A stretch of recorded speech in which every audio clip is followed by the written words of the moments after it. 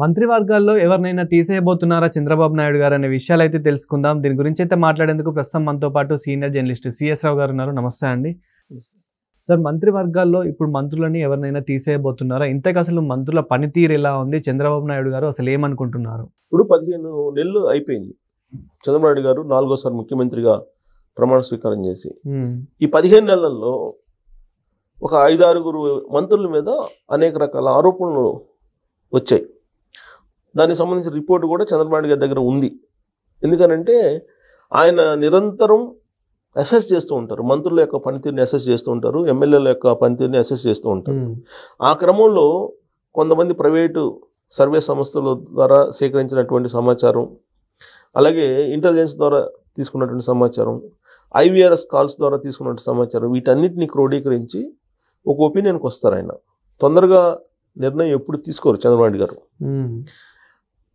ఆయన దగ్గరికి వచ్చిన ఇన్ఫర్మేషన్ ప్రకారం దాదాపు ఒక 5-6 మంత్రుల మీద అసంతృప్తిగా ఉన్నారు, వాళ్ళ గ్రాఫ్ బాగలేదు అనేది గత కొంతకాలంగా వినిపిస్తుంది. ఆ మేరకు వాళ్ళని పిలిచి కూడా మాట్లాడారు ఆయన అని చెప్పి కూడా తెలుస్తుంది. ఎందుకంటే కొంతమంది మంత్రులు అధికారుల మీద కోపపడటం, మరికొంతమంది మంత్రులు అధికార దర్పాన్ని ప్రదర్శించడం, ఇంకొంతమంది మంత్రులు వాళ్ళ శాఖల్లో పట్టు సాధించలేకపోవటం, ఇవన్నీ ఉన్నాయి. వీళ్ళల్లో రాయలసీమకు సంబంధించినటువంటి మంత్రి ఒకళ్ళు, కోస్తాకు సంబంధించిన మంత్రి ఇంకొకళ్ళు, గోదావరి జిల్లాకు సంబంధించినటువంటి మంత్రి ఒకళ్ళు, అలాగే ఉత్తరాంధ్రకు సంబంధించినటువంటి మంత్రి ఒకళ్ళు, ఇలా ఒక 5 ఉన్నారు. సరే, ఆ 5 ఎవరు అనేది మనం చాలా సందర్భాల్లో మనం చెప్పుకున్నాం, మళ్ళీ చెప్పుకోవాల్సిన అవసరం లేదు, అందరికీ తెలుసు కాబట్టి. సరే, వాళ్ళ ప్లేసుల్లో సీనియర్స్ని తీసుకోబోతున్నారు చంద్రబాబు నాయుడు గారు అనేది ఈ మధ్యకాలంలో వచ్చినటువంటి ఒక న్యూస్. ఎందుకు ఫస్ట్ టైం ఎమ్మెల్యే అనేటువంటి వాళ్ళు మంత్రులుగా ఉన్నటువంటి వాళ్ళు ఉన్నారు, వాళ్ళు ఆయా డిపార్ట్మెంట్లో పట్టు సాధించలేకపోతున్నారు, ప్లస్ అధికారులను కూడా వాళ్ళు నియంత్రించలేకపోతున్నారు అనేటువంటి అభిప్రాయం ఉంది. ఆ మంత్రుల యొక్క పనితీరు చాలా చండాలంగా ఉంది అనేది కూడా వినిపిస్తుంది. ఎందుకంటే కీలకమైనటువంటి శాఖల్లో ఫస్ట్ టైం మంత్రులు అయినటువంటి వాళ్ళు ఉన్నారు, అసలు ఫస్ట్ టైం ఎమ్మెల్యే అయ్యి మంత్రులు అయినటువంటి వాళ్ళు, ఫస్ట్ టైం మంత్రులు అయినటువంటి వాళ్ళు ఉన్నారు, ఫస్ట్ టైం ఎమ్మెల్యే అయ్యి మంత్రులు అయినటువంటి వాళ్ళు కూడా ఉన్నారు.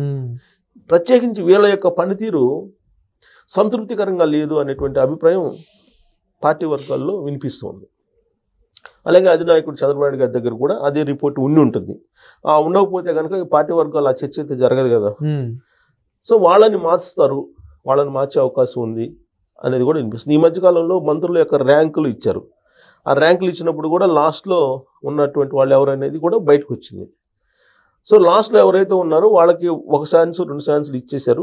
ఇక ఫైనల్ ఛాన్స్ కూడా అయిపోయింది, ఇక మార్పు చేయడమే తరువాయి అని చెప్పేసి అనుకున్నారు. కానీ లేటెస్ట్గా శుక్రవారం రోజు ఆయన పార్టీలో టెలికాన్ఫరెన్స్ నిర్వహించారు.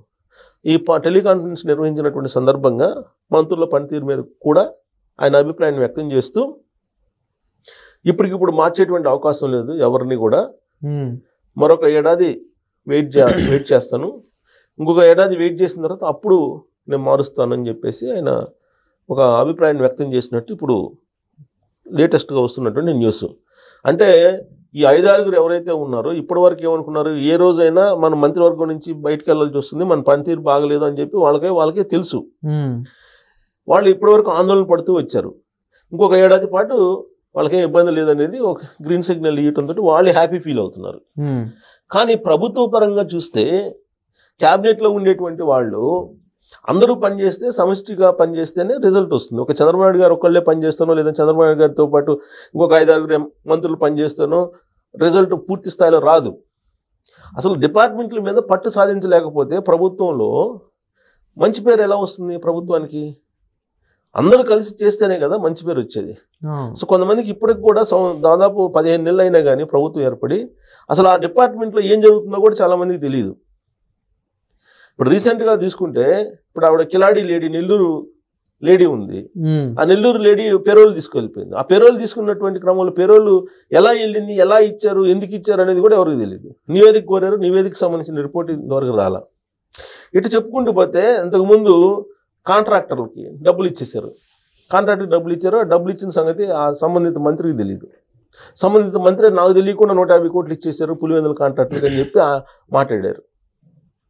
సో ఇలాంటి వాళ్ళు ఉన్నారు. కొంతమంది మంత్రులు ఏంది, వాళ్ళ ఆ మంత్రులు ఆయన ఉన్నారు కాబట్టి ఆ మంత్రి భార్య వెళ్ళి ఎస్ఐ అక్కడ సిఐలతోటి మీరు నాకు సెల్యూట్ ఎందుకు కొట్టలేదని చెప్పేసి అడిగిన సందర్భాలు ఉన్నాయి. ఇలాంటి డిస్ప్యూట్స్ ఉన్నాయి. కొన్ని ప్రత్యక్షంగా చాలా డిస్ప్యూట్స్ కొంతమంది మంత్రుల రూపంలో వచ్చినాయి. ప్రభుత్వానికి చెడ్డ పేరు తీసుకొచ్చేటువంటి కార్యక్రమాలు కూడా కొన్ని జరిగాయి. దాని మీద కూడా నిఘా పెట్టారు చంద్రబాబు నాయుడు గారు. నిఘా పెట్టి ఎప్పటికప్పుడే తప్పుల్ని సరిదిద్దేటువంటి ప్రయత్నం చేస్తూ ఉన్నారు. కానీ ఒకసారి చెప్తారు, రెండుసార్లు చెప్తారు, మూడోసారి కూడా చెప్తారు. అయినప్పటికీ కూడా పనితీరులో మార్పు రాకపోతే మార్చడమే మార్గం, ఇంకా అంతకన్నా మార్గం లేదు కదా. ఆ స్టేజ్కి వచ్చేసారు చంద్రబాబు నాయుడు గారు. మార్చేస్తారని చెప్పేసి అనుకున్నారు. యాక్చువల్గా ఆగస్టులో మార్చేస్తారు, క్యాబినెట్ మార్పు ఉంటుందని చెప్పి అనుకున్నారు. కనీసం ఒక 5-6 మార్చేస్తారు. ఆ ప్లేస్లో నాగబాబు గారిని తీసుకుంటారు. తర్వాత మోపిదేవి వెంకటరమణ ఆయన వచ్చే అవకాశం ఉంది.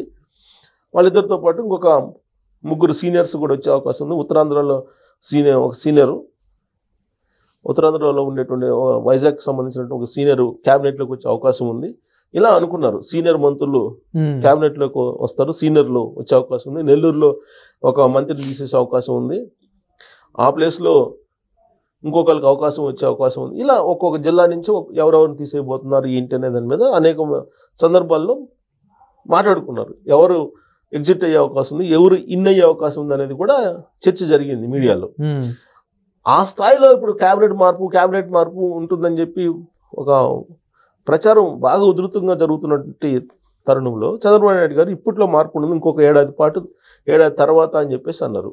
బహుశా జగన్మోహన్ రెడ్డి గారు ఏ విధంగా అయితే చేశారో క్యాబినెట్కి సంబంధించి, జగన్మోహన్ రెడ్డి గారు 2.5 సంవత్సరం ఒకళ్ళు, 2.5 సంవత్సరం ఒకళ్ళు అనేది చేశారు ఆయన.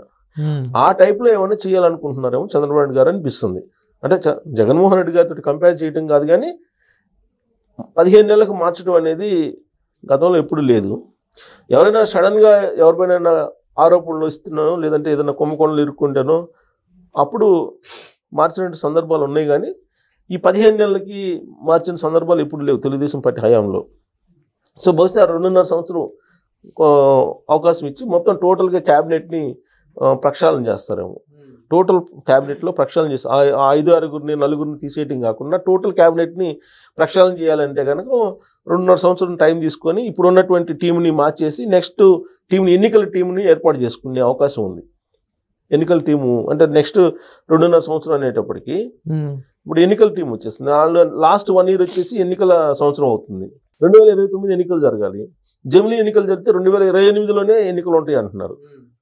సో అప్పుడు ఎన్నికల టీంని కనుక ఏర్పాటు చేసుకోకపోతే ఇదే మంత్రులతో కనుక వెళితే ఎన్నికల్లో కొంత ఇబ్బంది కలిగే అవకాశం ఉంది. అందుకని ఎన్నికల టీంని ఏర్పాటు చేసుకొని ఇంకొక ఏడాది అంటే ఇప్పుడు 2025, 26 తొలి అంకంలో అంటే జనవరి, ఫిబ్రవరి ఆ ప్రాంతాన క్యాబినెట్ మొత్తాన్ని మార్చేసి కొత్త క్యాబినెట్ని ఆయన పెట్టుకునే అవకాశం ఉంది. బహుశా ఆ కోణంలో నేను టెలికాన్ఫరెన్స్లో ఇప్పుడు మనం మార్చే అవకాశాలు లేవు అనేటువంటి యాంగిల్లో ఆయన ఏదో కొన్ని సంకేతాలు ఇచ్చారు అని చెప్పి తెలుస్తుంది.